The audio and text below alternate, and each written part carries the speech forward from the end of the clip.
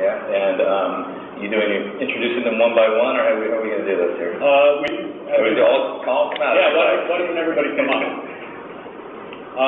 GE, Verizon, Visa, Chris Cunningham from Appssavvy. So we have Chris from Visa, Chris from Appssavvy, Andrew from GE, and Shruti from Verizon. Thank you, sir. Well, thank you very much, panelists, and thanks to all of you for the early attendance. So on the stage right now, we have the creators of Financial Football, of apps for H&M, Coca-Cola, and Scotch Tape, which we want to hear more about. We have the ability to control our DVR wirelessly through an iPhone app. We have GE Healthcare professional service provider developer. What do apps mean to you guys? What do they have to do with marketing? I can take that. I'm Jennifer from Visa, and basically the way we do marketing at Visa is really starting with consumer first. So really understanding their lifestyle and how are they using applications in their lifestyle today, what devices are they using them on, and then really figuring out where does Visa have a role in that and making sure that we're very integrated and that we're always adding utility or value. So it's very important. So is it a marketing function, or does it go beyond that? For Visa, it's both marketing products. So we both develop applications, and then we're marketing within applications or creating our own applications. So at Visa, it's both marketing and product functions. And has that caused a structural change or need for structural change? It hasn't, no. So so it's collaborative. It is collaborative, yeah. Chris, what's your perspective? You work with a lot of major clients that are all diving headlong into this raging world. Right. Our perspective is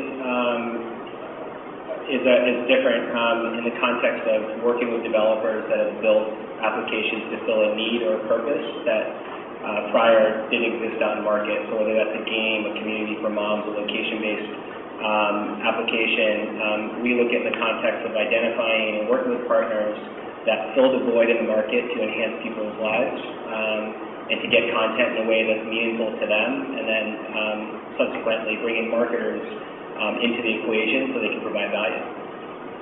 Sounds very simple, actually. It is. Yeah. Shruti, how about you?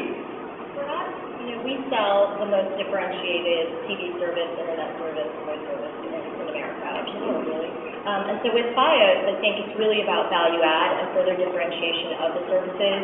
And apps enable us to do a few things. One is it really enables us to extend the Fios experience outside the home. So with mobile remote DVR capabilities, or the ability, what's coming soon, is really to take your Fios experience anywhere, anytime, access your on-demand content on the go, and even applications in the TV experience through our widget gallery, which enables you to, with one click, access information.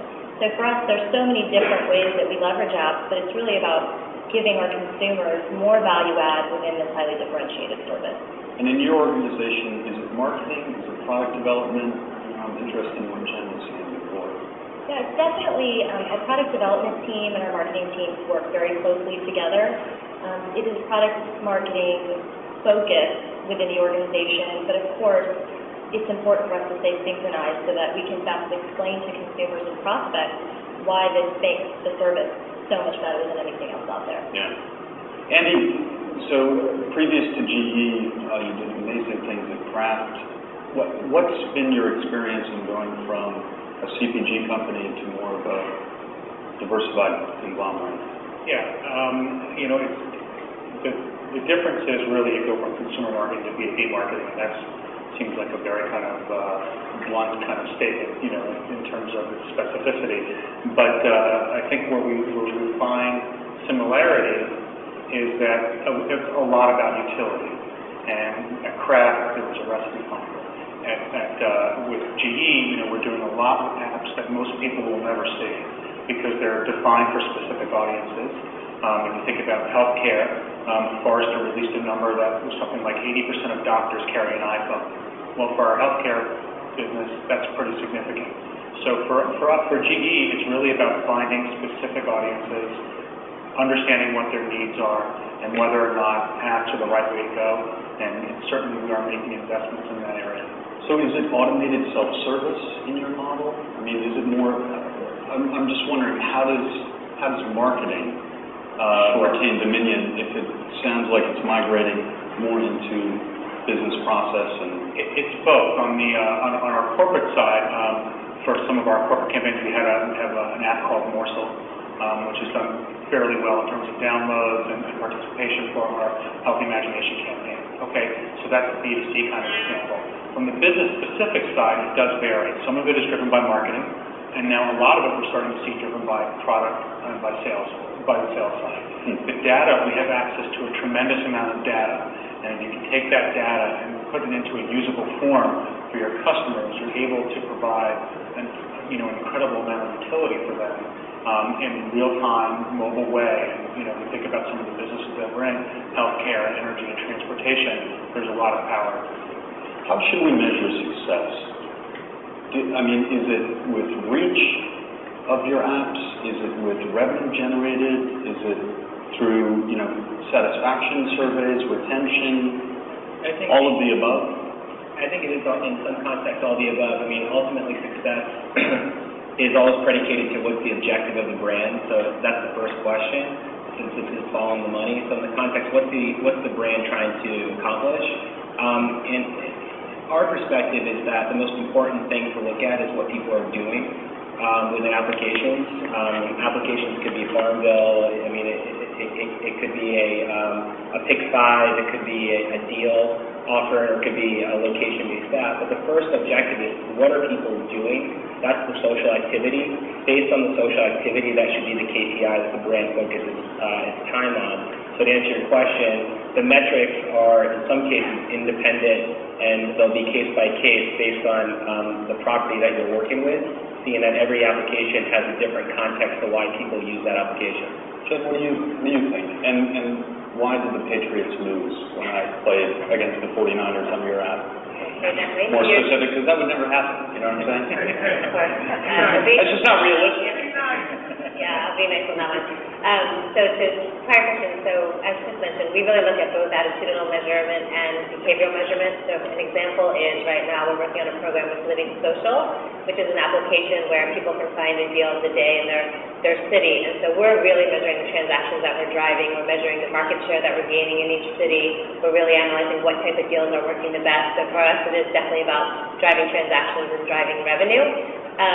But there are other times when we are doing more of a brand campaign, and it's more about attitudinal measurement and brand preference and attitudes about the brand. So it does depend on which campaign we're doing, which product we're supporting. And the Patriots, I have to say I'm an Eagles fan, so you're just out of luck there. This is tough. All right, Shruti? I would say that for us, Patriots fan? Patriots fan? Sorry, no. I would say that for us, apps are really a means to differentiate our service, and further through the TV viewing experience or the functionality that extends the Fios experience outside the household. So for us, it's first and foremost, we measure customer acquisition, based on these value-add services that surround the product experience. Definitely, churn measurement, retention of customers, because if you're providing an experience that's unparalleled, your retention is going to be that much stronger with the consumer. And what we also find is that these apps enable us to generate revenue, in that when you provide a customer with, for example, a Major League Baseball widget, what happens once they interact with that application is they then want to subscribe to the channel. And we've seen very close linkages between those types of services that we offer. So, the free kind of turns into, or the value add turns into revenue for the company. So it's sort of a migration from marketing to product. Yeah, absolutely. I think those things are very closely related when you're delivering a content experience to a consumer. Andy, what do you have? Yeah, we look at success in two ways, right? One is how do you sell more stuff, and the other one is how do you create better customer connections. And, you're talking in essence along these things around reach and acquisition versus retention and loyalty and things like that, right? The picture starts to come together a little bit. And for us, we're probably not going to sell a jet engine via an app, but we can create loyalty via an app. That would be very impressive. It would be very impressive, right? But there are a lot of companies, and I've sat on a few judging panels lately and been listening to some anecdotal stories. There are a lot of companies that are absolutely measuring success in the auto industry and in the travel industry around getting new customers in or retaining loyalty amongst old customers. So I think the question that you're asking is not necessarily, a new one for marketers. I think really it is about marrying the device and the platform and the message to the audience. And in our particular case, most of that would likely be around bundling apps or selling apps as part of a service or software service to some of our customers. Who should be doing this for you? Should this be internal to the client? Should it be your ad agency? Should it be an app developer? Should it be, who should be doing this? Who is doing it and who should? In terms of development? Yeah. Well, I would say even from strategy through development. Yeah, it should be anyone as need, right? I don't think there's a limitation to it at all. Who should be doing digital marketing? Who should be doing trade shows? Who should be doing mobile marketing? So I think it's really marrying a platform to a specific need and whether or not that audience has that need. So in that particular case, for us, it could be marketing, it could be sales, it could be product development, it could be any number of different folks that are in need of a specific app that can help at that point in time. But do you see it as an operational function over time, a sort of app development competency? Is that something that should be internal of the client? Should it be external through partners? I'm guessing you have an answer for this, President. So Chris might have an answer. But Chris has been shut out of a lot of conversations. He really has. Chris was on, was it Squawk Box? No, it was Power Lunch. Do you want to play your video? I'm proud, and now nobody's interested in anything. Yeah. So we're not going to let Chris start now.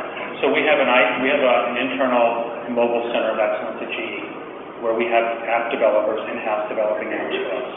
And it allows us to experiment in ways and build in ways that are much more palatable to do and to test and learn with versus if we had to outsource those things and buy them out the door. So it gives us great flexibility to do those things. It's working out tremendously for us and driving a lot of demand within the business.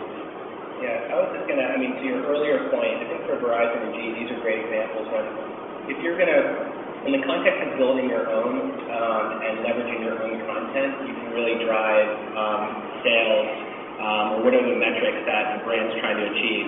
If you're going to, that's an internal build, you're launching it, you own it, you control it. And I think those metrics are very different than partnering with an existing property. If you're partnering with an existing application and bringing your content into that equation, then it's less about the metrics that you're trying to drive, and it's more about partnering with the existing activity or the existing metrics. So how do you think through that decision to build your own or paid distribution through existing?